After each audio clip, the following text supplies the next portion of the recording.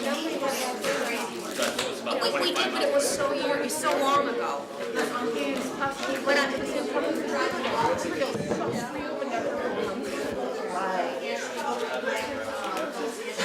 Right. Our attorney goes on the park. And we're trying to get the person who did it. You're driving out the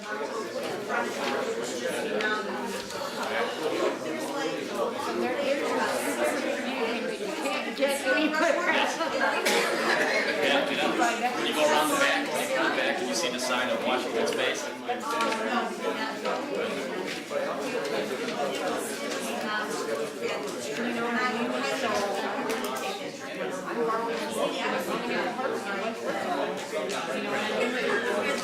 Oh my God.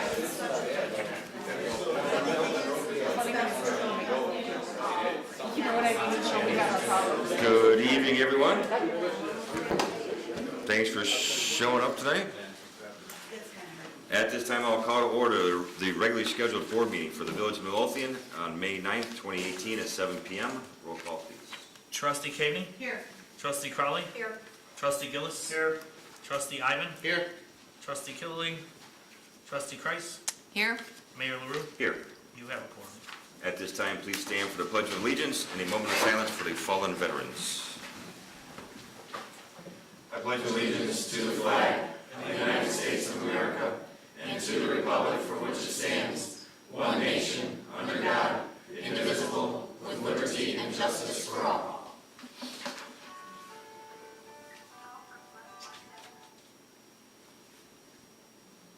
Thank you. Is there any members of any village commissions or committees here tonight? Helmut Lip, Technology Committee. Kathy Faulkner, Planning Commission. George Doe, Veterans Committee, Midlothian VFW, and American Legion. Any members of any village or local organizations? Linda Sarni and Joyce Holstein, Friends of the Library. Mary Chase, Library Board. Thank you all for coming out tonight. At this time, I'll open the floor to public comment. If you would like to be made a matter of public record, please stand and state your name and address. Gail Martinez, 14740 Kilpatrick, Unit 3E, Oak Grove Condominiums. I would like to address the board with my petition, along with 76 other people who are requesting a loud music prohibited street sign to be placed on Kilpatrick Avenue at 147th to 149th Avenue. We all find that there is a safety issue. I am starting this petition in order to request a loud music prohibited street sign to be posted in my neighborhood. Every day there is an unnecessary loud nuisance noise pollution from vehicle radios. The decibel level is so high that the noise rattles my windows, and even in the shower I could hear the loud bass. I want the offenders to lower their radio volumes as they come down Kilpatrick Avenue from 147th Street to 149th Street. I spoke with many residents and they all agree that this is a safety issue. Some of them have complained of feeling the boom from the radios through their chest. I had another young girl who's 22 who said she got migraines. She has an illness and that loud music causes the migraines.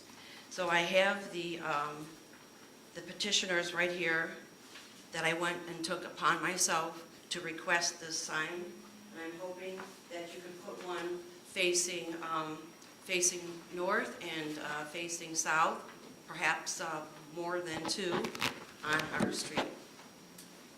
Thank you. Thank you. May I leave this here? Yes, that's fine. I'll get that. Thank you so much.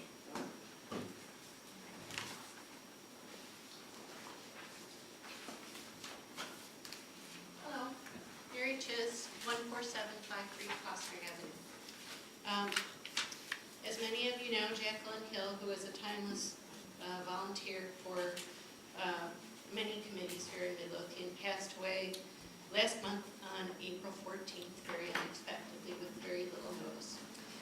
because Jackie had been so tirelessly willing to help and donate her time to the Rain Ready Community Rain Gardens and other projects all over town, many residents freely gave money and wanted to be able to do something in Jackie's honor. And so we thought maybe a fitting thing to do would be to plant a tree on the Rain Ready Community Garden in her honor. Don had generously offered to want to put up a plaque that would also have her name and dates as a memorial. And even though most of you on the board gave me money, I felt like I had your support. I also felt that I needed to come here and formally ask that, and then to ask what permissions need to be gotten through the main office in order to have permits or that to have a company come out and plant the tree for us.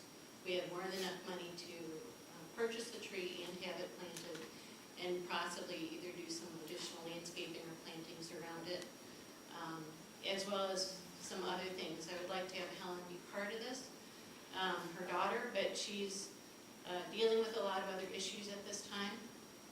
And rather than it being a burden upon her, that is something she feels she has to do, we would like to at least initiate getting the tree put out and planted. And at that point, I think that she would feel encouraged to want to come and be part of it without having to plan or think through any of the details so much. But there will be a lot of things that I will ask her to come and participate in and make decisions about, especially for additional monies that might have been left over after the tree is taken care of. So I wanted to ask, is it okay for us to do that?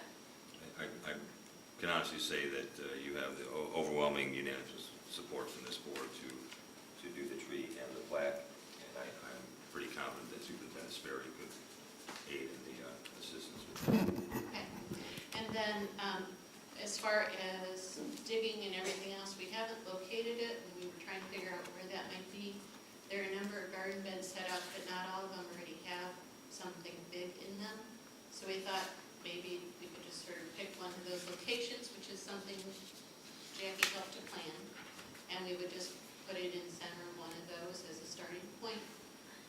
I don't know what other utilities and stuff are still on that site, or if it has to be Julie before that happens, so.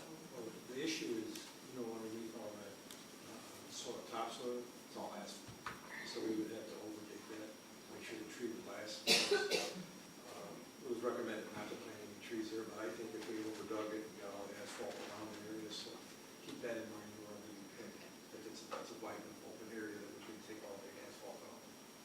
So, I mean, the only other option would be the community green, but as much effort as Jackie put into the rain garden green, I feel like that's the better place, even though it presents those issues.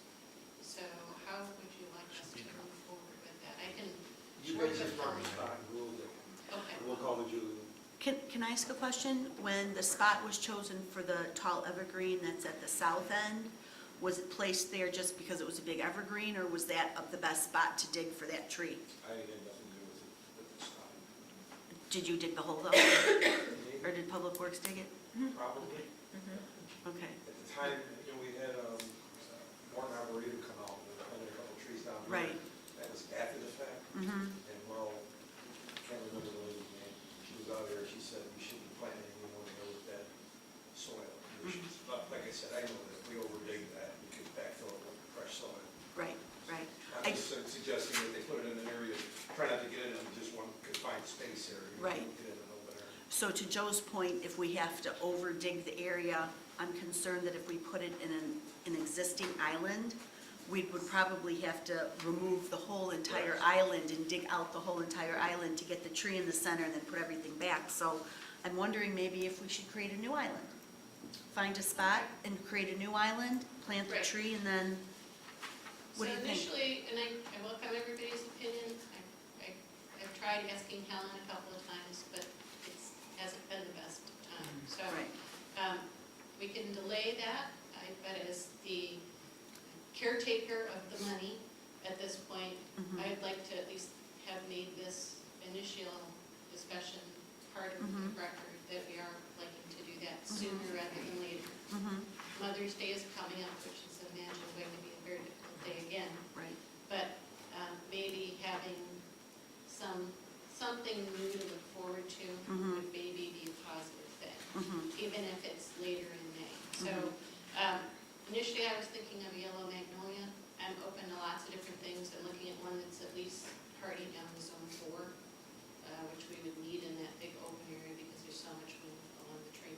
Right.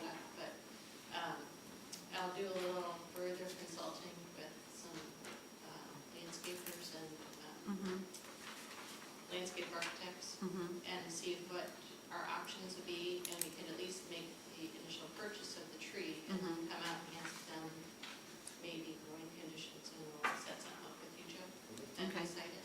And maybe we could ask Chris to help us, since he is pretty much one of the other main stewards of that location, and he knows it like the back of his hand. Maybe he can help us pick out a good spot for it as well. Sounds great. Okay, thank you very much. Thank you, Mary. Anyone else? New process, so I didn't know. Good evening. Trustee Eidman for that. Okay, that's why I was sitting there raising my hand.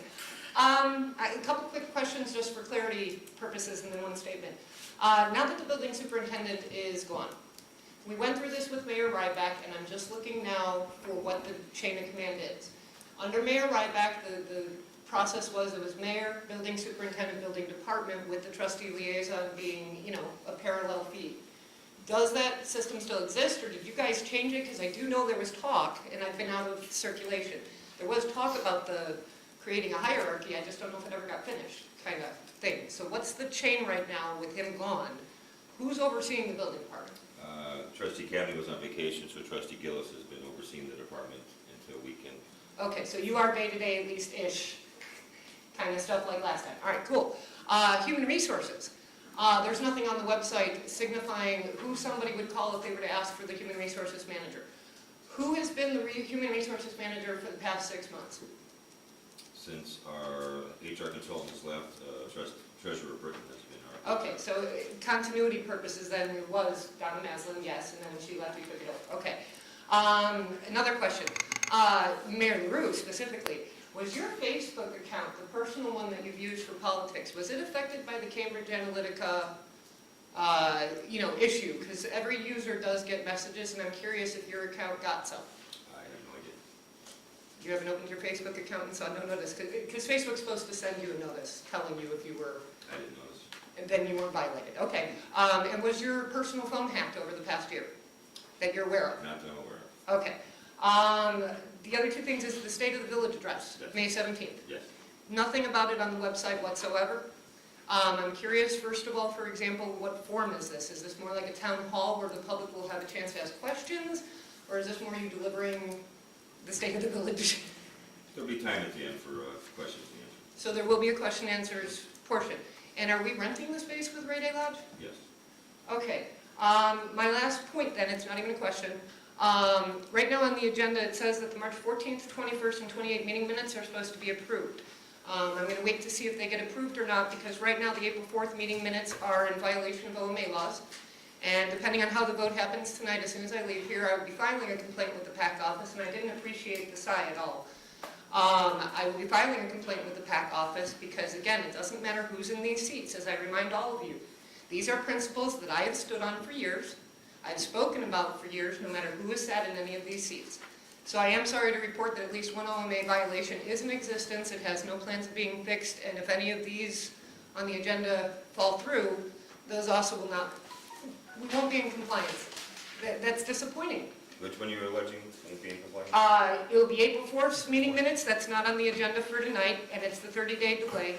And April 11th's meeting minutes theoretically are due, but I gotta say, when we didn't have a deputy clerk, it kinda sorta made sense, we pushed the 30-day thing. But we have a full-time deputy clerk now, so there should be no excuse for the village not only falling behind, but this 30-day time frame. What are we paying the deputy clerk to do? It will be addressed. Thank you. Thank you. Anyone else? Seeing as there's no further public comment, I will close the floor to public comment and move on to the consent agenda.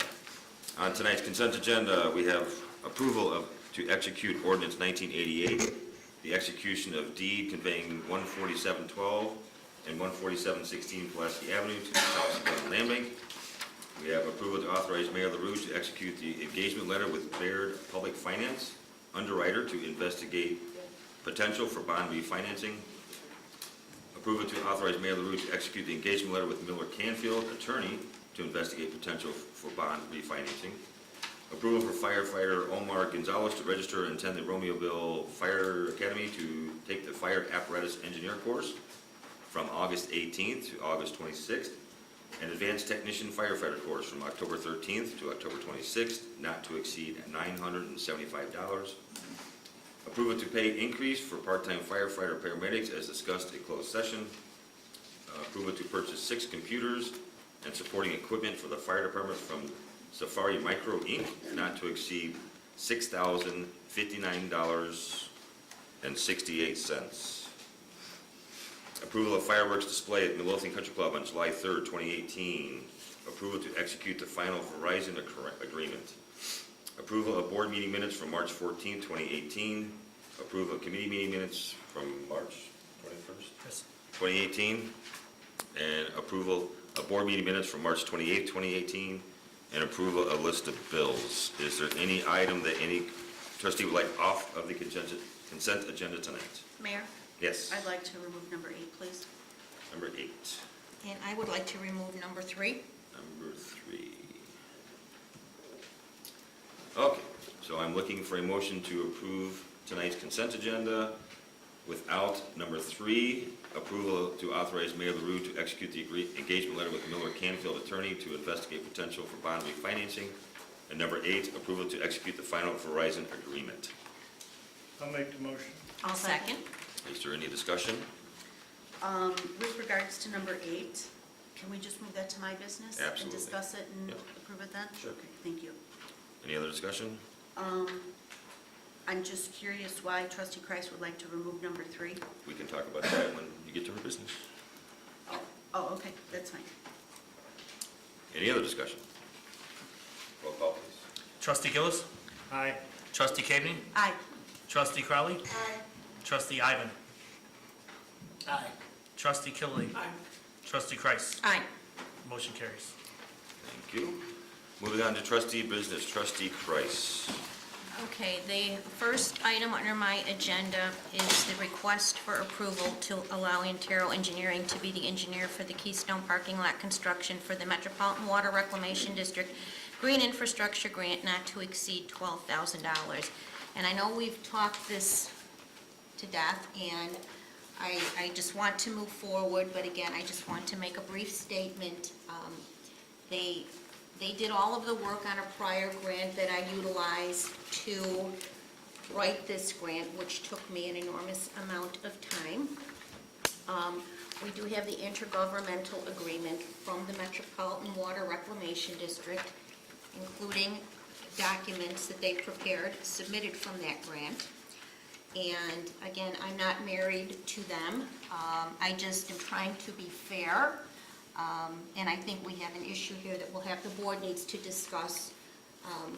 And I've talked to Superintendent Sperry about it, and this is nothing against Robinson. I think they do a great job, but I'm, in the spirit of openness and fairness, that's why I made this recommendation. And I also want to bring one other point up, that last May 10th, 2017, under my business, we had an agenda item, approval of consultant engineering from Antero Group for iGig site. Motion to approve consultant engineering for iGig site was made by trustee Kreis and seconded by trustee Ivan, and it was unanimously approved. It was the same situation. So I do think the board needs to discuss these types of situations in the future. But that being said, I would like to make a motion to approve Antero to be the engineer for that site. Do we have a second? I'll second. Any discussion? Yes, I have a couple questions. With regards to the vote that took place May 10th of 2017, was that approval to approve Antero Engineering to do work on that very same site? No, the iGig. Oh, this site over here? Right. Okay. Well, I was not part of the board then, I was just part of the audience. No, you voted, you had questions actually. Prior to that, okay, I probably did have questions, because that would have been my very first vote. You have questions? But now that I've been sitting in this seat for a year, and again, you know, Eric Nagu and his former company did the $400,000 brownfield grant. They were awarded that, they did a great job. I still am confused as to why the village would go outside and use a different engineering firm rather than going to Robinson. And I know Don has brought up before, well, you know, we need to entertain other engineering firms because then nobody will bring us some great ideas. However, the counter to that is that a lot of engineering firms are going to come to the village with a lot of great ideas. And our response as a village should say, thank you very much for your input. Speak to our village engineer, Robinson Engineering, and collaborate with them and see what can happen. I don't feel comfortable always going outside and not working directly with Robinson Engineering. They are a hired engineering contractor. They work for the village on a day in, day out basis. They know this village better than anybody else. So, and also, when this was initially brought up a couple of months ago, Trustee Kreis, you had initially asked that we have Antero be the engineer on this work. Then after speaking to Antero, there was a question as to whether or not they had the staff that was qualified to complete some of the MWRD requirements, some of which are new requirements that a lot of the engineering firms around the whole city of Chicago metropolitan area have never worked on before. And that your concern then was that maybe they were not qualified to do this work. And so we had asked Robinson Engineering if they had the qualifications, if they had worked on those similar things, and Tom confirmed that they were. So I'm not sure why we're back to Antero again if Well, initially you thought they weren't qualified. Well, I did address this last week and you weren't here. And at that time, I did get an email, and neither firm had done any of the reporting, any of this reporting. Because it's Okay. new reporting. Because it's new reporting, Okay. neither one, okay? So that was a non-issue. And I later found out from Jim Urich that Who is, because Urich is who? he's with MWRD, he will be he's the manager on this. Okay. That because the amount of the grant is under $100,000, we're exempt from a couple of the reporting requirements, which makes it that much easier. So again, I'm not disagreeing with you. I'm not disagreeing with anything you have said, and I think that's something that we should in the future say, talk to our engineer, talk to our village engineer. Thank you. But I'm trying to be fair to somebody who brought the idea and did all the legwork. That's all I'm trying to do, and I'm not saying we should do this in the future. I'm just trying to be very fair to somebody who brought the idea and did the work. Is there any other discussion? I have just one thing to say. Since they have submitted this, have we given it to Robinson to look at to see if it's something that we should be doing based on their expertise with our village? No. I have a problem with us spending $12,000 without getting other bids from other engineering firms.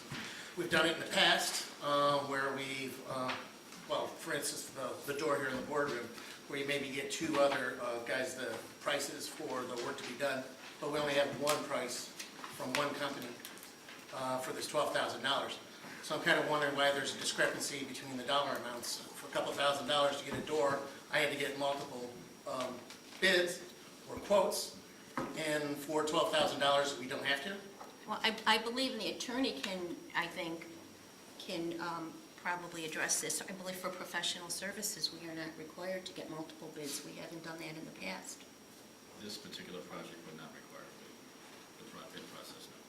Thank you. But if we wanted to replace a door, we have to get bids, even if it's $1,000? That's typically been, department heads, if they're going to do something, they get 2 or 3 bids because somebody else might come in lower. But on professional services, we are not required to get bids. And is that by village statute or an Illinois rule or a county rule or what? The statute would not require bids on that item either.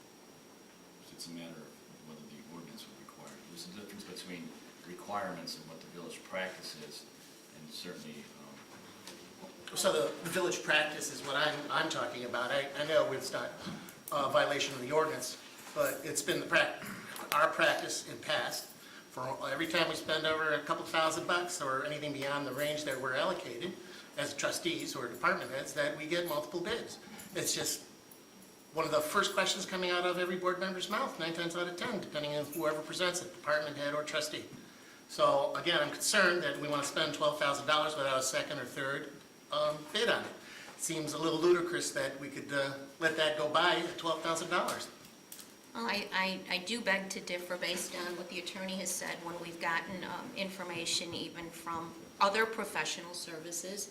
As Kane McKenna, they're the only ones that we're getting a bid from to consider for advice, and I believe they were the only ones we received a document from when we utilized them for the TIF. So again, I think professional services are exempt. Is there any more discussion? I feel like we're making statements, we're not asking questions, so. All right, as Jeff Pro says, Survivor, it's time to vote. Roll call, please. Trustee Kreis. Aye. Trustee Kilby. Aye. Trustee Kane. Nay. Trustee Crowley. No. Trustee Gillis. Aye. Trustee Hyman. Nay. Mayor Lou. Aye. Motion carries. Anything else? May I provide some updates? First of all, this was addressed, Mayor, to you and I, and it's from the Metropolitan Planning Council. And if I could just read this, it's a condolence card on behalf of Jackie Hill. Hi Karen and Gary. At our recent Calumet Stormwater Collaborative meeting, it was shared that we lost Jackie, a wonderful lady who was a champion for community engagement in stormwater/flooding prevention. We were also sad to hear this and wanted to let you all know you are in our thoughts and prayers. Danielle et al. And it was signed by a number of folks at the Metropolitan Planning Council, somebody here from Christopher Burke Engineering, Chicago Metropolitan Agency for Planning, and the Center for Neighborhood Technology. So I still get emails almost daily on condolences for Jackie, and I've spent a lot of time with Helen, and she's still having a really difficult time. And we have our next Keep America Beautiful Rain Ready meeting next Thursday, May 17 at noon, and I think it's going to be very difficult because it's going to be our first meeting without Jackie. And we have to pick up the pieces for Keep America Beautiful without her, which is going to be very difficult, and Helen and I are trying to piece those together. And we won't have her leadership, we won't have her homemade baked goods, so I just wanted everybody to know we do have that meeting set, and I was at the on the table at the library yesterday, and the mayor was there, and it was a great forum, I thought, and I made a plea for Keep America Beautiful volunteers, and I actually got some more names, and I know, Rita, you're committed to this project, and so I want to thank you for inviting us to that, and it was a great networking opportunity, a lot of ideas shared, but one of the ideas there was dealing with the litter, and we do want to continue to carry out Jackie's work. Let's see. On the land bank, we approved the ordinance in the quitclaim deed for 147-12, 147-16. For those of you who don't know, that is the old nail school here on Pulaski. The land bank now has a judicial deed, so we can begin to market that property. We do have someone who is interested, and I have been in contact with the land bank. They have not yet changed the locks. So as soon as the locks are changed, we can hopefully start showing that property. I've been in communication with the fire chief about square footage and requirements so that we are prepared when we start showing that property. So keep your fingers crossed. This is the third property since, I believe, January that the the land bank, an abandoned commercial property that the Cook County Land Bank has picked up, or the South Suburban Land Bank. And I have some bad news that I have to share, Chris. The Illinois Transportation Enhancement Program awards were made on Monday, and the village had submitted an application for the Natalie Creek Trail, and unfortunately, as we suspected, it was not approved.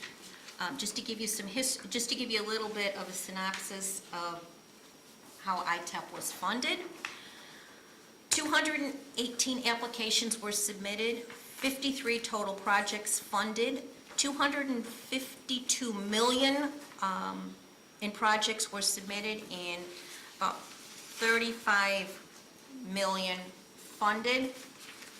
In our region, in our District 1, 12 projects were funded. Excuse me, no, there were more than that. There were 12 bike ped projects funded. But what's really disturbing is that not one of them is in the Southland. Village of Streamwood, Algonquin, Wilmette, we know what their socioeconomics are. $999,100. Clarendon Hills, Glenview, Berkeley, Riverside, Bensonville, North Lake. So this was really disturbing, but not surprising. We know that ITEP and probably Engineer Nagel knows this is very political, and unfortunately, nobody in the Southland received any funding. Karen, what does ITEP stand for again? Illinois Transportation Enhancement Program. And on their site, every 2 years, ITEP is open, and we've applied in the past for the replacement of sidewalks along Natalie Creek. They made it very clear they will no longer fund Phase 1 engineering. Engineer Nagel, did you see that? Yes, I have. So before ITEP would fund Phase 1, and they are no longer funding even Phase 1. So now we have to find another avenue. Well, we already have. We submitted Invest in Cook, and now Okay. we're waiting for that. So if we can get the Invest in Cook to do the Phase 1 engineering, then 2 years. Yes. No, then yeah, it'll and take a ITEP, while. right. Well, if Then we can get ITEP, go back to ITEP again. we could, CMAC, we could go back for STP, we could go back, there's a lot of things that we could go if we get the Phase 1 engineering done, but, You know, I'm just wondering, as a board or mayor, can we reach out to any of our local government officials above the village level, at the county level, our state reps, and say, hey, what's going on? Why did all this money get granted to all these northern suburbs or northwest suburbs that have way more money than Midlothian, and not one of them went to the Southland? and our application was like $300,000. So, Yeah. I'm looking at these awards, you love this. Did they give us any feedback, Karen? No, we never get feedback from ITEP. Yeah, here, Village of Glenview, Chestnut Avenue, multi-use path, bike ped, $633,780. I mean, go figure, huh? Village of Hillside, bike ped, $2 million. Fox Valley Park District in Aurora, bike ped, $610,470. Diane Vanta and Dave Landwehr were on the conference call with Randy Blankenhorn, who is the head of IDOT, and they were just, they were blown away that all this money gets awarded and nothing out here. And we had a letter of support from Will Davis. I mean, it was a strong application. So I don't have any answers. Disappointing. Again, we keep trying though. We keep trying, you know.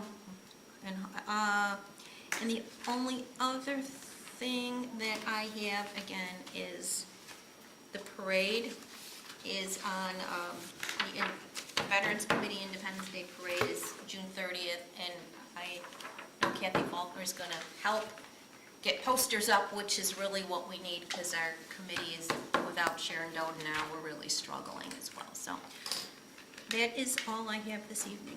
Miller Canfield? Oh, I was, I reached out to Treasurer Britton today, sent an email very, very early this morning, asking for some additional information. And we don't have it all yet. She's in the process of obtaining it, correct? I just felt that in order to make an informed decision, there wasn't any kind of, no amounts listed at all. There was no cap, and I was a little bit uncomfortable with that, and I asked if she could get some additional information. So with that being said, I would like to table this item until we have that information. Since I was not here last week, can you expound on what you mean, like, by what cap are you looking for? Well, there's nothing in, we have the letter in our board packet. Yeah. And there's no amount, nothing.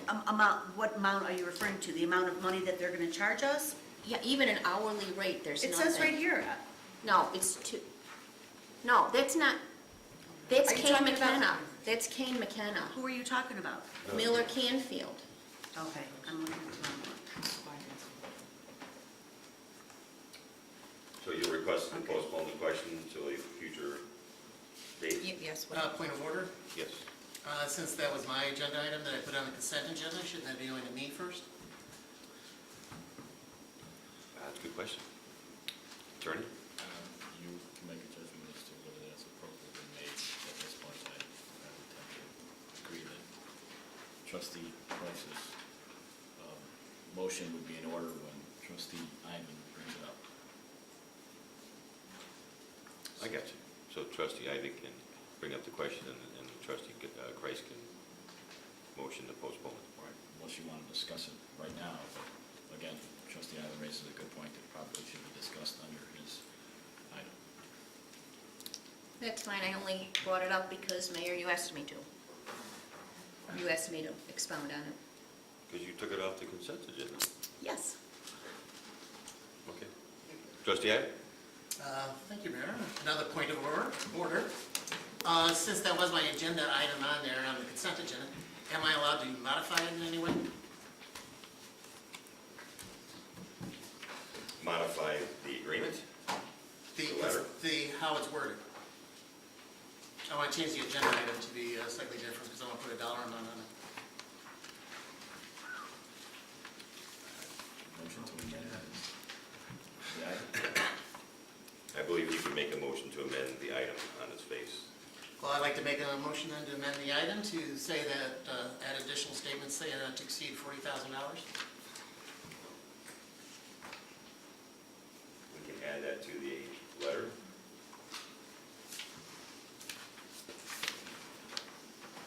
Under fees.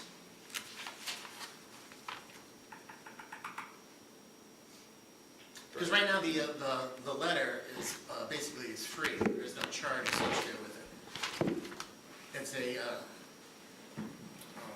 letter of authorization, not a contract, or a letter to say that we were gonna pay for it.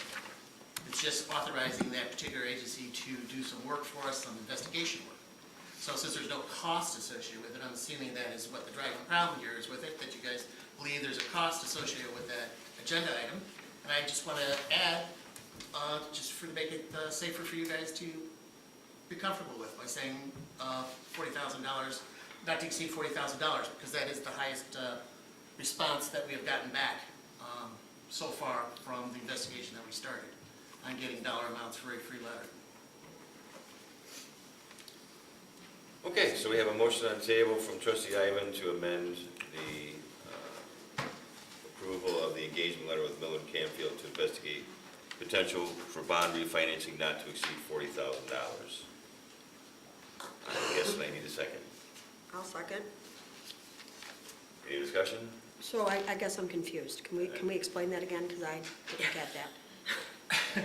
Well, basically, the letter is to authorize them to investigate because of the, I believe it's a change in state law, was it?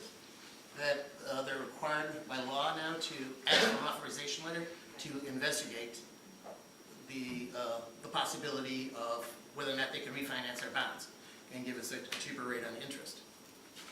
So there's no cost associated with them to investigate whether or not they can do that for us and give us some basic information on the cost of how much it would cost us to refinance our bonds. So, Wait. okay. You're talking about Baird or you're talking about the bond council? Miller Canfield. Miller This is the bond council, not Baird. Baird is the one that's investigating the financing. Treasurer Britton, help me, help us out here, please. Yes. Well, Baird is going to be working in tandem with whomever we choose as bond counsel to structure the bonds. So the issuance of the bonds. And there is a cost, obviously, for the underwriter, Baird. There's a cost, obviously, with bond counsel. Of course, they get paid out of proceeds. They don't have the in-progress billing, etc. So that's kind of it in a nutshell. But what I am just understood trustee Ivan to say was that because of a change in state law, our bond counsel is required to investigate, review all of our bonds, and confirm back with somebody at the state that yes, these bonds are or are not refinanceable, correct?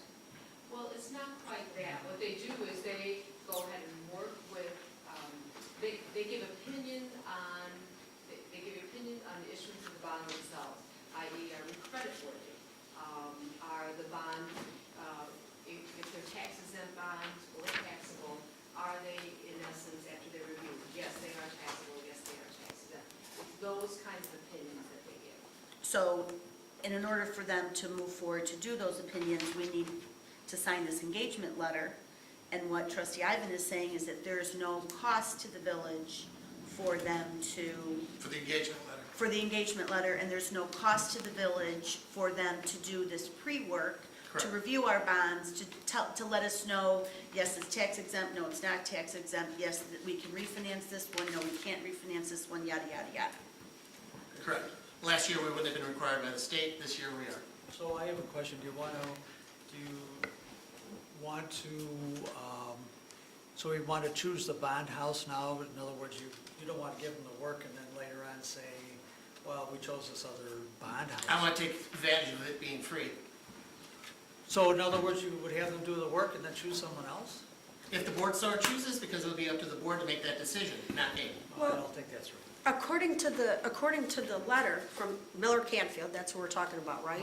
It says that we will negotiate a fee that's mutually agreed upon. So I'm assuming if we can't agree upon the fee, then they would not. And that fee would be brought before the board again. I know, but is there some reason? And that's if we move forward, so Yes. what I'm guessing is that this is just an investigation of sorts, because once they come back, once they do their investigation and they come back and they give the village the report, says this is the situation with all your bonds, we may decide that we don't want to move forward and we don't want to refinance any of our bonds, right? Correct. And then if that's the case, then no harm, no foul, and we don't owe them any money. Correct. Correct? So the fee only comes into place, the fee only comes into place if we move forward to actually restructure bonds or take out new bonds, and they act as our bond counsel then.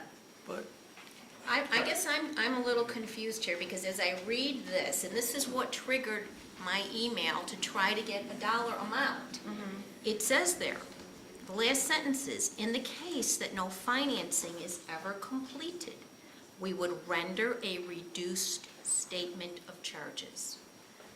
So I would like to see something in writing that says they're going to do this at no cost before we approve it. And then why- Because based on that statement, I don't know, I know Miller Canfield does good work, they did work for us, but they invoiced us for everything.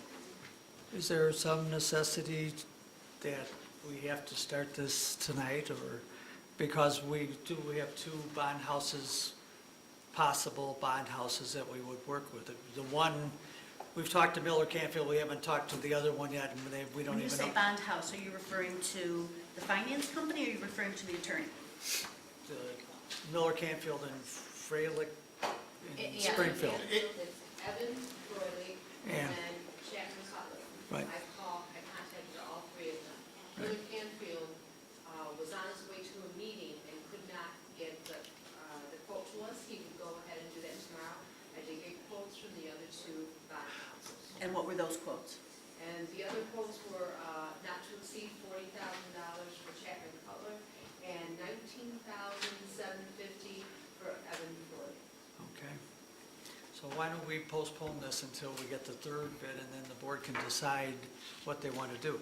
Well, my issue is we've already, because of the delay in looking at this, we've already lost money on the market because the interest rate has gone up. So if you want to play the market like that, we can do that, yeah.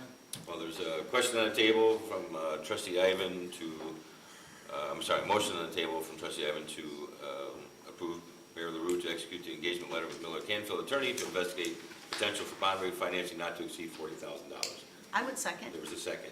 Is there any more discussion? I would just like to make just another, we discussed at the finance committee that we're not even going to be able to go to market for these bonds until we have the 2016 audit.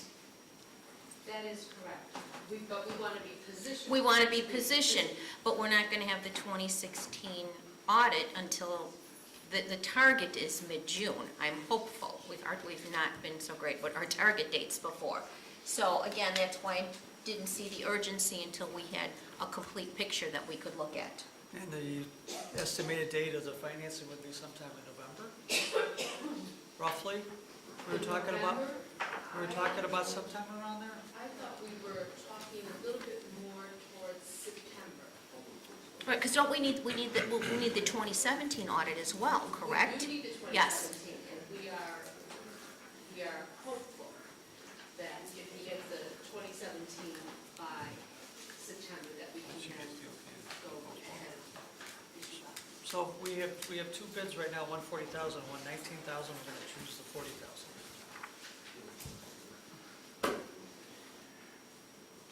That's essentially it, right there. I don't know what Canfield's Miller is, and then, there's other things too, like you talked about, Treasurer Britton, that Miller Canfield's definitely familiar with our situation, so there might be less billable hours. I mean, that's all on the plate too, but I mean, right now, that's what we're doing right now. We're going to approve the 40,001 instead of the, and not to exceed. and instead of the 19,001. Who was our bond counsel for some of our prior bonds in 2010? So we're going to choose the 40,000. Attorney Valdez? I don't think we're choosing, we're just putting the three out there. No. Can you No, clarify what good policy is with regard to these contracts? Is that good policy to go ahead and do that? Well, the board's discretion as to which direction and the timeliness of going forward is, that's for you to decide. I can only say that pursuant to the discussion, trustee Ivan has a motion on the floor, and trustee Kreis, pursuant to her debate of that motion, has suggested it might be better to indefinitely postpone it. A motion to table is out of order because trustee Ivan has already proposed a motion. She certainly can assert that in her course of her discussion of the issue that there's an option to indefinitely postpone it. But at this point, trustee Ivan is entitled to a up or down vote on his motion. We can't refer to a committee? You can ask him, Okay. in the course of your discussion, you can say, how about this as an alternative? Right. But he still gets to go forward once the chair determines that there has been enough discussion with his motion. Okay, I feel it would be better to refer this issue to the Finance Committee for a recommendation.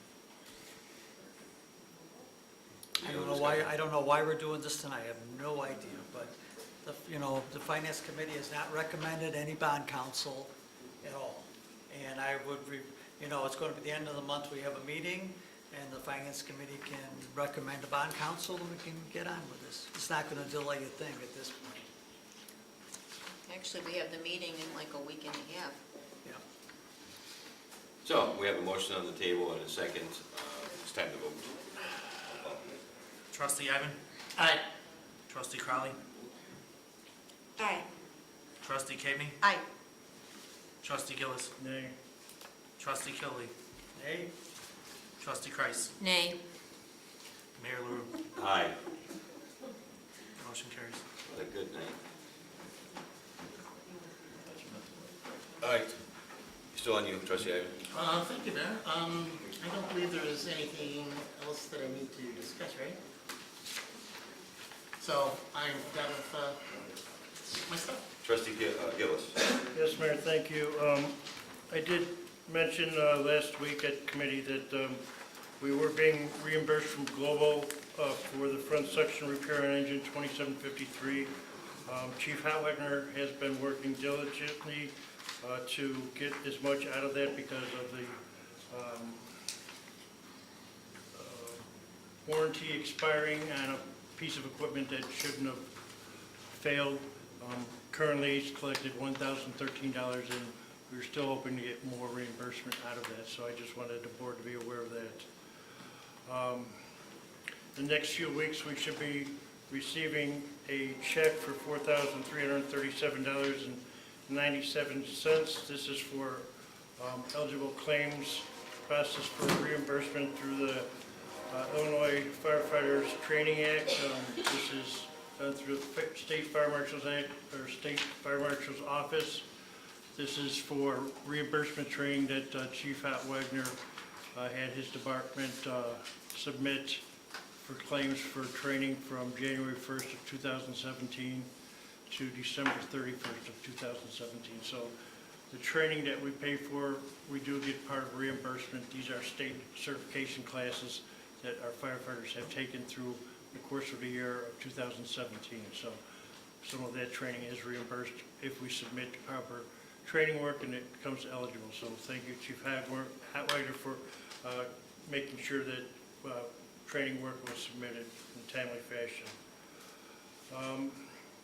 The board knows we had an issue with our water and the village water, and I'm bringing this up because I know that we've had a combination of departments working diligently to look into the, I don't want to call it antiquated system because it is somewhat of a little bit unknown. You know, we've looked into some of the people who've been around here for a while to see if they had any ideas where this water line was, but thank goodness, the combination of everybody working together, we were able to get a water line shut off that we had no idea where the water line came from.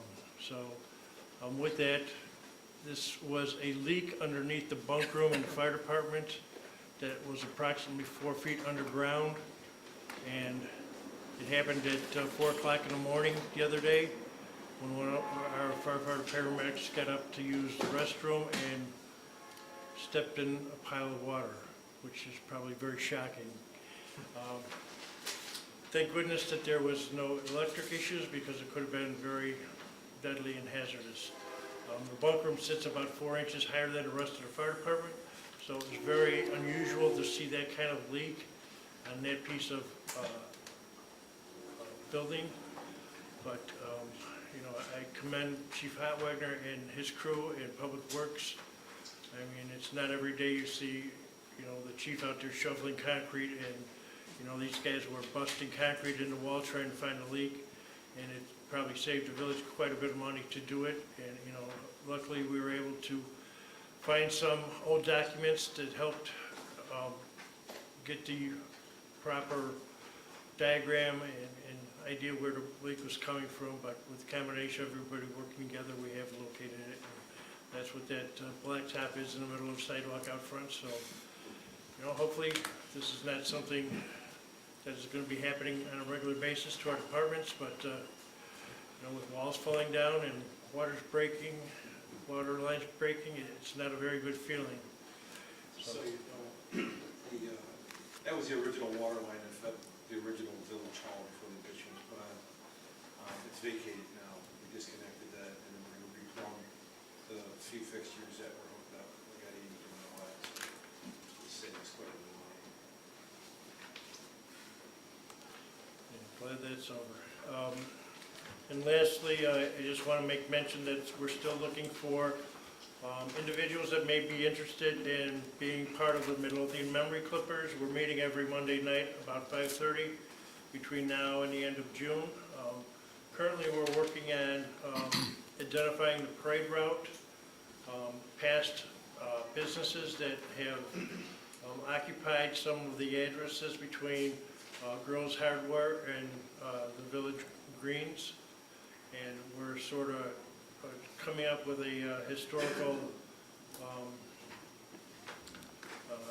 game plan on identifying these past businesses that existed and using that as a sort of stepping stone for our introduction of a narration during the parade route this year. So thankful, very thankful to the people that come out and helped, and look forward to hopefully getting more people involved. So again, if you do want to get involved, you can email me at the Village Hall or call the Village Hall and leave your name and number, and someone will get back to you. And that's all I have. So did you get the email from former village clerk, Mr. McAdams, about an incident that happened at his house? No. I meant to send it to you. I talked to Chief about it. I forwarded it to him, I think. Former village clerk McAdams had a medical issue. He emailed me to let me know that the fire department responded extremely quickly. They identified his issue immediately and got him to the hospital very quickly, and that the doctor at the hospital said because of the response and the actions taken by the firemen and paramedics that he was able to not have any permanent effects. So he wanted to thank firefighter paramedic Juan Ramirez and firefighter paramedic James Nowicki. Sorry, I didn't start that when you talked, but tell them thank you so much. Kudos. Right, sorry. Trustee Kevin. Thank you, Mayor. First, relative to the fire department wall, I have been forwarded emails from the insurance adjusters relative to the payment for the repair of that wall, and I've shared those emails with the mayor, with Trustee Gillis, and I believe with you, Steve. You've got them as well. So, we'll just have to kind of collectively review those and see if we have any questions. I was a little concerned with a couple of the dollar amounts that were set forth in the original email. So I just want to go over all those with you, just to make sure that we're on the right track with the insurance company and that they're paying out what they're supposed to pay out on that to get it. And also wanted to make sure that you were comfortable with the three estimates that were, I believe that there were three estimates attached for the repairs, so I wanted to make sure that you got those. And I think I shared those with you also, didn't I, Joe? Yes. Okay, so I just want to make sure that we're all on the same page before we go forward and accept any payment, to make sure we're in agreement to the payment and agreement to whichever company is going to be chosen to do the repair. Next, I was absent last week, so I just wanted to make sure from the agenda last week that my request to approve the final sections of the signage project and the invoice for $1,700 to the Design Group Signage Corp., was that approved? Yes. Okay. Thank you. And finally, I had the Verizon agreement removed from the consent agenda. Again, I was not here last week, so I just wanted to confirm what the discussion was last week with regards to the Verizon agreement. The last time I brought this before the board, I advised the board that Attorney Valadez and I were in communication with the Verizon council, and we had gotten a final agreement that we had come to terms on all the final outstanding items, and we believe that we did have a final agreement in place. However, we do not have any of the exhibit documents yet. And I had advised the board that I was not comfortable with having the mayor execute the document until we saw the exhibits and until they were reviewed and approved by Superintendent Sperry and Engineer Nagel. And then, right after last week's meeting, and while I was away last week, I had gotten an email from Bill Schrader from Insight, who is the real estate rep on behalf of Verizon, asking if and when the document was going to be executed. So I let him know that, you know, the board was in agreement to the document as it stood, but we didn't have the exhibits, and we didn't feel comfortable signing off on the document until we got the exhibits. And he responded back that we would have them in the next week or two, or a couple weeks anyways. So we haven't gotten them yet then? no, not as far as I know. I haven't seen an email from Bill, but he might not have copied me on them. You haven't gotten anything, Joe? I'm assuming by next week we should have them. I mean, if, you know, just for sake of agreement, we can agree to approve the document, but I still don't feel comfortable having the mayor execute it until we have the exhibits. So, You can postpone the question until next week's meeting if you like, okay, I'd like to postpone it then, until next week. next week. Yeah, because we might get something tomorrow, and so we might be able to approve it. So if we could postpone until next week, that'd be So great. on the agenda for approval next week will be the finalized Verizon. Anything else? And just to make a point, it might get postponed again if we don't receive the exhibits in time, just so everyone's aware. Okay, thank you.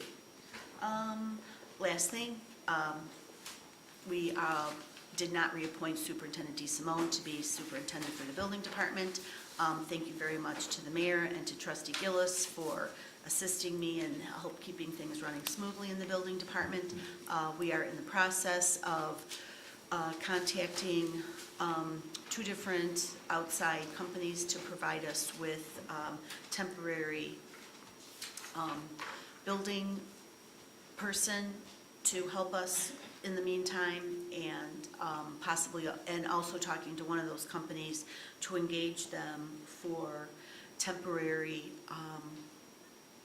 building inspection work, so that the inspections, so the day-to-day routine inspections will continue to keep going. So we will keep the board apprised as we get that information and bring that to you. And we'll also I'll try to have a final, I can't think of the word. Job description, thank you. Final job description before the board for next week to review, so we can get that approved and get that posted as quickly as possible. And that's all I have. Just to be clear, the appointments for the department heads will be the last board meeting in May, which would be May 23rd. So no appointments or unappointments have been made at this time. Trustee Gilby. Very fortunately, Mayor, I have no business to talk about tonight. Get out of here. No way. No way. Trustee Crowley. Thank you, Mayor. Just a couple things. First, last Saturday, we had the safety seat. The police department hosted installing child safety seats. It was a very successful event. We were able to give away 3 seats that we were awarded from the company that did our certifications to families in need in the village. So thank you very much, Chief Delaney. Please thank the police department. As well as on Monday, we cut the ribbon for the new little library that is in front of Village Hall. Thank you to the Friends of the Library. Ladies, thank you so much, and thank you very much to Lieutenant Amron, who wrote the grant to get the little library.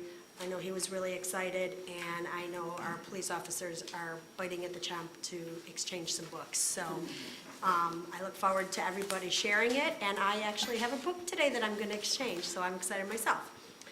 Last but not least, this Saturday is our CPC golf outing. I believe we have made enough golfers to reserve the entire golf course. At this point, I don't believe they're taking any more foursomes. If you do have a last-minute foursome, you can let me know tonight, but other than that, I think we will be done. Also, if you are interested in not golfing, but would like to come to the event and support our National Night Out, which is what the majority of the funds we raise go towards, please come out to Fountain Hill on Saturday morning and buy some raffle tickets. We have phenomenal gift baskets, and there's going to be a lot of our village faces there. So hope to see everybody, and that's all I have, Mayor. Kudos to the community policing committee. It's going to be an outstanding event. If you're not golfing, what time is a good time for people to show up if they would like to support the raffle? What time do you usually get there, Karen? Oh, they'll take your money anytime. 11 o'clock? Yeah. Yeah. Yeah, you can show up anytime, buy your raffle tickets and put them in your. But people that would want to come stay for raffle and stuff, golf gets over with About by 11:30. Yeah. Yeah. And then raffles start around noon. Noon. So, it's the first, it's going to be a little different because this is the first year that we're not renting out only half of the golf course. We have secured enough golfers to rent out the entire golf course. That's nice. So, you know, thank you to a wonderful community, because without the community support, we could not do this. The community and the it's, I mean, overwhelming the amount of donations, just, I mean, it's humbling. I really can't even tell you. We should all be so proud to be a part of this village. Thank you. Trustee Gilly, as far as this petition, you're the safety committee, would you like to run it that way first, through the safety committee or police department, or? I think, that, you know, I'd like to get the police department's opinion on that first and make sure that we're not stepping on any toes. Okay. And the police department says it doesn't apply to any ordinance or so on and so forth, then we'll take the ball. I'll have Maria. Would that be good? Take it and then make copies. Can you answer that? I mean, we, sorry. Well, I'm done. Okay. I don't necessarily have a problem with the sign, but we don't necessarily need a sign to enforce music because it's already state law that they're not allowed to have. I'm sure we have local ordinances against it as well that we can even cite music. So if it makes them feel better, that's fine, but if they call when this loud music is occurring, we can address Right. it easier than putting up a sign, because I don't think a sign's going to deter. Well, It's just people driving by, or is it somebody sitting out there playing music in the parking lots and on the street? It's both ways. I mean, you have people driving by and then they go pull in a driveway. They'll stay there for an hour or so and then they'll come out and then they'll have that music going all the way back. I've been woken up at midnight with cars parked right underneath my bedroom window on Kilpatrick. And I've called the police. Right, Yeah, so it's I'll have- all the time. I'll have Deputy Clerk Kalaki gather the stuff, make copies, make sure that Right, okay. the three of you are included in.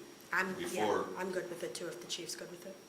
Before you leave, I'll get your name and address. Okay. Okay? We will, if appropriate, we will have it on the agenda for the Okay, I safety got you. committee. Say something? Sure. I would It's not your turn, but sure. No, it's about this.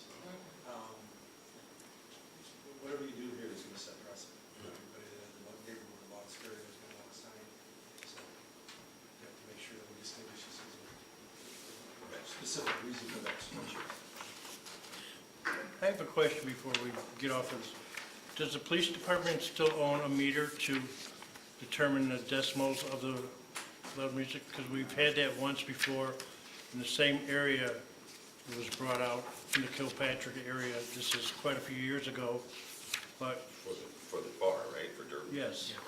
But a meter was brought out to that location to test to see how loud they were and seeing if they were breaking the ordinance. We haven't gotten that specific with it. I've never seen a meter, and I've been here 16 years. We've always just gauged it for the language. If you can hear it from X amount of feet from being near a vehicle or a residence or something to that effect, then we cite it based on that.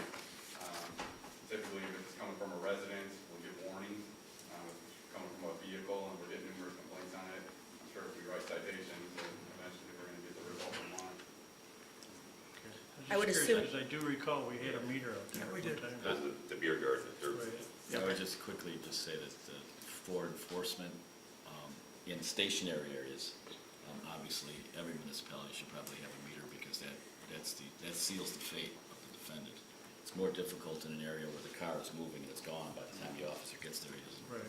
But yes, I would absolutely agree with you, trustee, that the department should have a meter for at least the stationary violations in which the officer arrives and the noise is still ongoing. We'll look into that. We'll make sure we have one, or if we don't, we'll get one. Just one last thing, obviously, it's a lot easier to enforce when it's in a home that the police can, hear. It's still going on when they get there, so if you and your neighbors could call 911 as soon as you hear it, because obviously if someone's driving through by the time the police get there and they're driving through 2 blocks. And then if you could also kind of give us an idea of what time and days it's the worst, so we can make sure they put special attention on that I area. told every 76th person on that list there to call. Okay. Non-emergency number. Is there a day of the week and time that's worse? Well, let's see, Monday night at 7 o'clock, I was doing the petition and the car came down. That was 7 o'clock. Sometimes it's 5 o'clock in the afternoon. Just all sporadic, huh? Okay. If they have a difficult time remembering what the non-emergency number is, 911 and non-emergency are gonna go to the same dispatcher, so don't worry about that. Oh, okay. If they call 911, it's not big. Oh, Moving on, department heads, Chief Hot Wagner. I just want to thank our Public Works Department for their expertise over the last 2 days, and especially Andy. I think Andy should work for the fire department. Wow. He's there all the time. They give me like 3 guys. I just want to thank them. And Officer Covey. And Officer Covey did show up. He saw the door open in my car there at 4 in the morning. Was wondering what's going on, so he stopped and checked it out. I thought something was going on. We left the door open. So we had him on his squeeze door. I think there's photographic evidence of it. But we always know the police officers want to be part of everything. Oh, boy. And they did. Chief Lane. Just give you a quick update. The state mandated the crisis intervention training, which we had to have every officer do it, and our training vendor wasn't offering it, so I brought to you guys a few months ago. We found an independent contractor who would come here, and we'll have 2 different training dates where they'll train us. They were going to charge us $1,500. The board approved it, thank you. Our insurance provider, IBMD, was out the other day. We were discussing the training portal, and that we're hoping that they can somehow get some of the state mandated trainings on there. And we told them that we did this. They did it once before, but they're going to reimburse us that $1,800 because of something that they did. We'll get that back. Thank you, Chief. That's all. Superintendent Sperry. Nothing tonight, sir. Engineer Nagel. There we go. I'm sorry, Two Tom. items. Okay. First one is that everybody has a map. And it shows the 1 mile radius or 2 mile radius from the metro station. This is for the access to transit grant. It's due in August. And we'd like to get some ideas from everybody, what they have and what they're thinking about. What 80% of the project we paid for by CMAQ, and 10% will be paid for by RTA, and then 10% paid for by the locals. Okay. So if you're getting 10% on your dollar, it's a great opportunity to get something going. But we want to try to keep it within a 1 mile radius, and we go with a 2 mile radius, and we have bicycle paths and stuff like that associated with it. So, if you got some ideas, please. I do. Great, great. And Mr. Eichen also presented a couple of ideas, but I would say that if you, whatever you got, you get it to me, I give you a price to tell you what the cost is gonna be. You know what the application is going on to, so we can take care of it. May I bring up an idea now? Sure. Because I think, I wrote the last RTA Access to Transit, the almost $1 million one. And so, pretty familiar with it. But here's an idea, tell me what you think. Because we applied for ITEP for this, and we didn't get it, but you can tell the state isn't going to give us anything. And it's going to be a little bit out of the 1 mile, but I think we could make a strong case for it. To do the sidewalks along Natalie Creek. That's a tie into transit. Because it gets us to the train station. It's a path. And those sidewalks, look, he's shaking his head. They are, I'm a runner and a biker, they are 50 years old or more. You take your life, you're shaking your head. I walk my dog down there. Yes. Which So- side are you talking about? Natalie Creek. Long Alley. From Pulaski to Costin. Around the creek, yeah. Both north and south side. And, just not that, pardon me? I know what you're talking about now, okay. Do you think that's a Probably possibility? St. Chris. Oh, You think that's a okay. possibility? Because they are in bad shape. They're in Sidewalk. horrible You're talking shape. about replacing the sidewalks along Natalie Creek. Okay. Yes. And I know when I wrote the ITEP, we gotta think about easements and how wide they could be. I remember that, I'd have to look at the application again, because it's been a while. But not only sidewalks, we tie it in, well, we could tie it into the new MWRD project, use that as, this is why we need this. And we could talk about doing pedestrian lighting again and benches, and we want people either walking or biking to get to transit. You're in, well, no, unless somebody has a better idea. No, Brainstorm and send it to Yeah, engineering. I actually was gonna bring up sidewalks myself, because I'm sure there are a couple of streets over in this general vicinity where there are no sidewalks. So I was gonna propose that we look at this whole bullseye and see where there are no sidewalks, adding sidewalks, or where there are sidewalks in disrepair that they get fixed. So That should be I done was now. gonna bring up sidewalks also.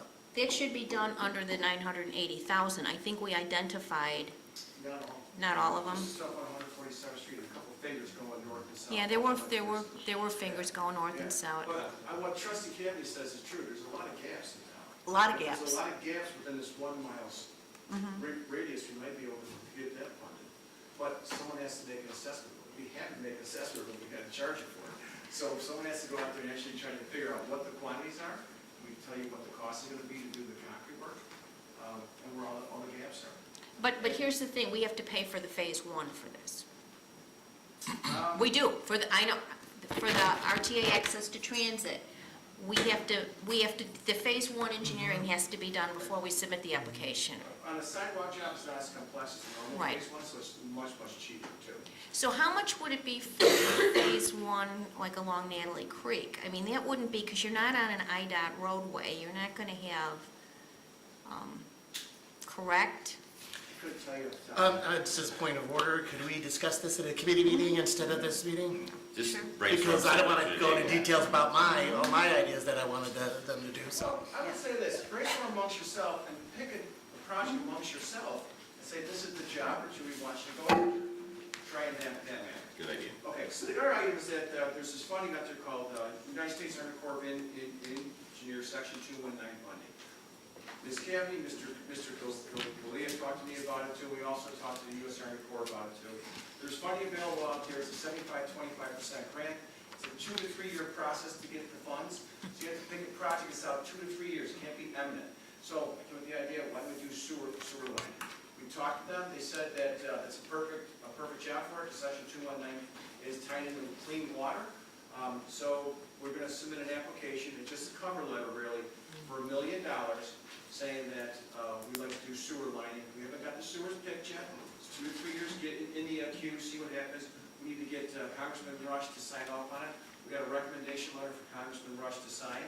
I'm sure he'll do it once the mayor talks to him, and then we'll mail that in for you. He owes us. Okay. Next week, we're doing the pre-construction meeting for the MWRD sewer lining job, and that's about it. When the CPG project, the paving, we contacted them a few weeks ago, and the reason we're not out to bid yet is because of the sign-offs involving the floodplain. Some of the roads were in the floodplain, even though it's just edge grinding overlaying, they still have to take a look at it as a longer approval process. That's the one thing I have right now. Thank you. Engineer, have you had your meeting yet between MWRD and Cook County relative to our grant application for Jolly Homes or any of the other grant applications? Right now, the gentleman named Ed Paisel, who works for us, is working with David St. Pierre, trying to get with Dominic on it. Okay. I talked to Ed this afternoon about it, and he apologized, he didn't set it up yet. Okay, in the process. Okay, thank you. Thank you, sir. Thank you. Treasurer Britton, Nothing, Mr. Mayor. Deputy Clerk Pilecki, Attorney Valdez. Just that I am currently reviewing the village's options and what we can get in terms of the next NICOR gas franchise agreement. Our franchise agreement is expired. The proposal, if you recall, that NICOR has provided to the village is the 50-year-old or 48-year-old document that was typewritten, that does not have any of the modern provisions that protect the village, as well as a discussion of the renewal franchise fee. So hopefully by the last meeting in May, I will have a proposed franchise agreement with NICOR for you to review. And that you're asking for closed session to discuss the game? I will, as well as personnel matters. Is that it? All right, under my business, first item is the discussion of engagement letter with Kane McKenna. I've met with Mrs. Thompson and Mr. Wicki. I think some of you know them. They are experts in the field of financing, but as well as economic development proposals. They've been on both sides of the table.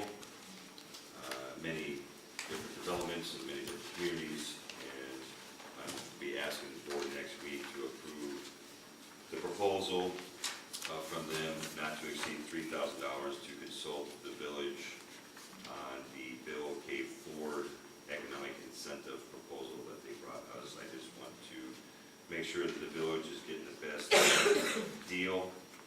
We're not going to, it's a lot of money they're asking for. It's a long-term proposal, and much like we did with the cell phone tower agreements with Steel in the Sky, I believe this is the right thing to do.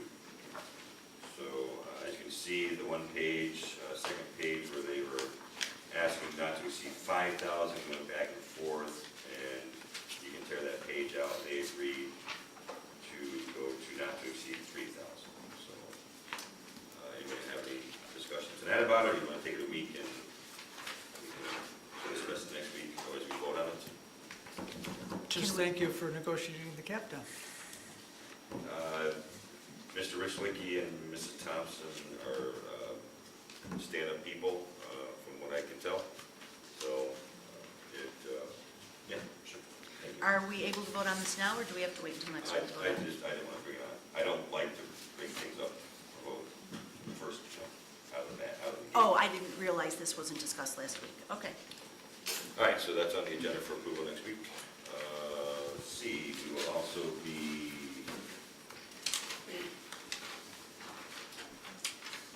the proclamation for Emerging Medical Services Week is May 20th through May 26th, so next week our village clerk will be reading a proclamation saying just that. Everyone get a copy of the proclamation? No? I don't know. We can send everybody for me next week. All right. May 17th, it's a Thursday, 7 o'clock at Radio Lodge. We will have our first State of the Village address. It's a PowerPoint program. Village Clerk Moskal and Engineer Nagel have put a lot of time into this. I appreciate all the departments getting all the information they could to Clerk Moskal. I'm going to do the best I can. I just really have to follow along with the slides, right?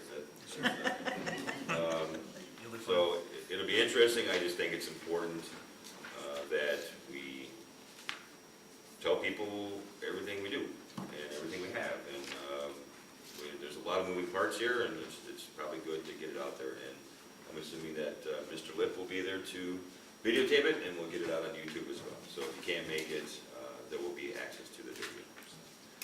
Wish me luck.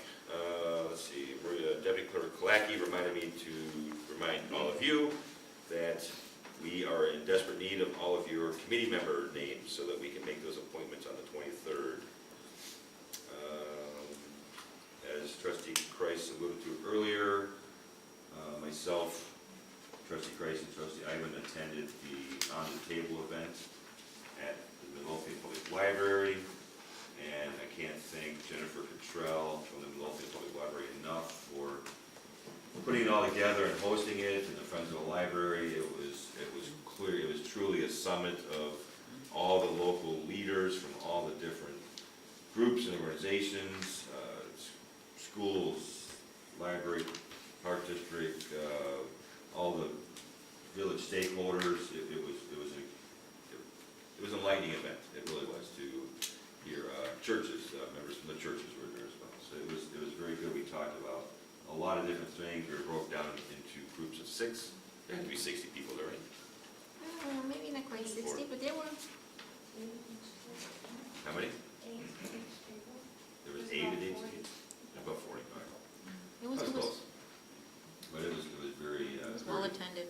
and we got some, I got some good ideas that we passed on to Deputy Clerk Black to help move forward with communication, was what our table talked about. But everyone else talked about, it was good. It was really good. It was. Let's see, King McKenna on the table. I was supposed to, guess I'm supposed to remind everyone again that Mid-Mark Water Commission is increasing our water rate 6 cents per 1,000 gallons. And did we ever decide at the committee meeting, at the finance meeting, that we're going to do 6 cents a gallon, or? We didn't have one. We didn't have a finance committee All right, can meeting. we make that decision when's the finance meeting? Finance meeting? Well, we made a decision about the 6%, that It was we were gonna never- pass it on directly. The thing that we're gonna have to investigate is how much extra we were gonna do. Right, that's what I'm And, asking. She's doing the research on that, and she'll submit it to the board probably before, I would think, the next finance meeting, right? Or at the next finance meeting? What's the research? How What much, research? how much we wanna take as an increase over the 6%. 6 cents. 6 It's cents. 6 cents, 6 cents. 6 cents. Just for clarification, that the ordinance as it's drafted now makes a finding that the village is just passing it through. I can change that if the village decides it wants to Yeah. add. That was a recommendation by trustee Flilly about wanted the treasurer at the last meeting to do the research. What research? What research? I'm lost. I don't know that there would be any research other than whether the board wants to make additional money Right. on the Right. basis of the Chicago gallon increase. My sense was, and again, this You is brought the up board's. concern about the 6 cents, and that's why we decided to, No, I didn't have any concern with the 6 cents. I just didn't understand extra. why we were gonna raise it more than 6 cents if we're only going up 6 cents when we just made a raise last year. I don't think you wanted to raise it at all. I think. No, I wanted No. the 6 cents. I understand, we have to pass that on. We can't absorb that and take it out of our general fund, but I don't know why we would wanna increase. Right, and that was the recommendation of the finance committee, just to pass it on the 6 cents. Did we discuss that at the finance committee? Yes, and we did discuss it at the board meeting where trustee Flilly brought it up, that we should be taking more than 6 cents. I don't Six. remember ever discussing it at the finance committee meeting, but anyway, why don't we bring it up at the finance committee meeting, get a recommendation. It's only gonna start in June. We're not gonna lose tons of money if we enact it a week or 2 late, or a month late. So, When you is the know. finance meeting? Thursday. that's May, that's the Next week. 7th, that's the 17th too. No, next week, Tuesday. Tuesday, sorry. 15th. So, Right around the corner. right around the corner. So why don't we do our financial business at the finance committee? May I ask a question? Yes. If Chicago is going to raise the water rate 6 cents a gallon, does the board have to vote and approve to pass on that 6 cents a gallon to all the water bill payers, or is it automatic that it's passed on? We have to vote to increase, we have a Published fee schedule for Right. water rates. So we still have, regardless if the village decides we're going to tack on an extra 1 or 2 cents to that, the board still has to agree to raise Yes. the 6 cent limit. Well, so that we don't miss out, regardless if it's a week or a month, I think we need to get that onto the vote ASAP. And I don't think that should wait for a finance committee meeting. Well, the finance committee meeting is the 15th. You said third Tuesday? All right, we have a committee meeting the next day, bring the recommendation to the board, we can vote on the 23rd. That's next week. Yes. All right, well then, would like to see the passing of the, or discussion of the increase on the water rate. On the on committee, agenda. on the committee meeting on the village committee meeting Yes, agenda next next week. And we'll put it on the You finance guys like committee. pulling meeting as well. teeth. All right. So the finance committee meeting is next Tuesday? What time? 5:45. Joyce? 5:45? No, five, It's in thir- there. is it 5:30? Oh, 5:30, I'm sorry, it was 5:45. There's a, oh boy, It should be in the calendar. Rita? Could, since it will be coming up before the next city council meeting, can we make mention of the cleanup day? Yes. No one said anything about the cleanup? No. Okay, I'll say something. Thanks for reminding. Joyce, changed the Comcast channel lineup in your community. Comcast continued effort to keep you updated and informed. Beginning July 1st, the NFL Network displays channels 168 and 412, and the NFL Network HD display channels 169 and 1215 will relocate to the digital preferred package from the digital starter package. And I did get that letter from that Did you? gentleman. The display channels remain the same and are unaffected by this change. Midlothian Chamber Golf Outing, Thursday, May 24th. Midlothian Park District Golf Outing, Monday, July 9th. Together We Cope Golf Outing, June 6th. And I think that's it. Clerk Moskowitz. I have nothing this evening, sir. Okay. Then at this time, oh, I'm sorry. See how quick I forget? Saturday, May 19th is the Village Cleanup Day here at the Village of Midlothian. Superintendent Sperry is spearheading the whole event, since Kristen will be out of town, I understand. So, we'll meet here at Public Works at 8 o'clock? 8:30. 8:30. Joe will provide donuts and coffee. And we will go out, there's already a list, Kristen made a list of all the spots. So you can come get your little tag and your bags and your gloves and go out and clean up in Midlothian. And you can bring in your electronics for recycling. And we will have two 30-gallon dumpsters on site to accept electronics, including TVs. And what else am I missing? There'll be lunch provided when we're done cleaning up. I was told that White Castle was going to donate some slavers. Yes. Are you Yeah, gonna we can make them? Well, I'm so good at I it. made them on Tuesday, so we're going to bring them out. It's gonna be mostly pizza, but there's gonna be some White Castle. Thank you for the reminder. All Double right, At cheeseburgers, this time, please. I'm looking for a motion to go to closed session to discuss litigation when an action against, affecting, or on behalf of a particular public body has been filed and is pending before a court or administrative tribunal, and also to discuss personnel matters, employment, and discipline, and that. Motion? I'll make the motion. Second. Okay, all in favor? Aye. All opposed? The ayes have it. There will be no further action after closed session.